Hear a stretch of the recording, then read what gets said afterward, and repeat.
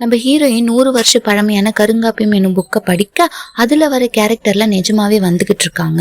உடனே அவங்க ஃப்ரெண்டுக்கு கால் பண்ணி இன்ஃபார்ம் பண்ண அவங்க ஆத்தர் யாருன்னு பார்க்க சொல்ல அந்த ஆத்தரை பார்க்கலான்னு பார்த்தா கரெக்டா அந்த இடம் மட்டும் மங்கி போயிருக்கு. கடைசியா சூனியக்காரின்னு ஒரு கதையை படிக்கிறாங்க. சூனியக்காரி கதையில வரவங்க தான் கார்த்திகா, அவங்க பொண்ணுதான் உமையாள்.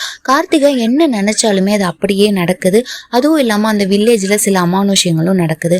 அதுக்கெல்லாம் கார்த்திகா தான் காரணம், அவ ஒரு சூனியக்காரி அப்படின்னு சொல்ல உடனே அவளை கல்லால அடிச்சியும் தூக்கால மாட்டியும் கொலையும் செய்யறாங்க அந்த ஊர் மக்கள்.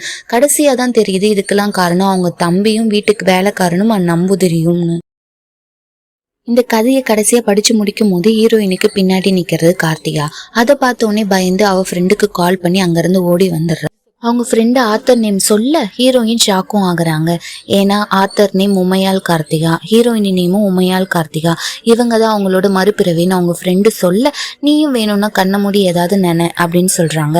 ஹீரோயினும் கண்ணை மூடி ஒரு கிறிஸ்மஸ் தாத்தா என்ன கோடாரியோட கொல்றதுக்காக வரணும் அப்படின்னு சொல்றாங்க. இவங்க கண்ணை மூடி நினைச்ச உடனே அவரும் வராரு.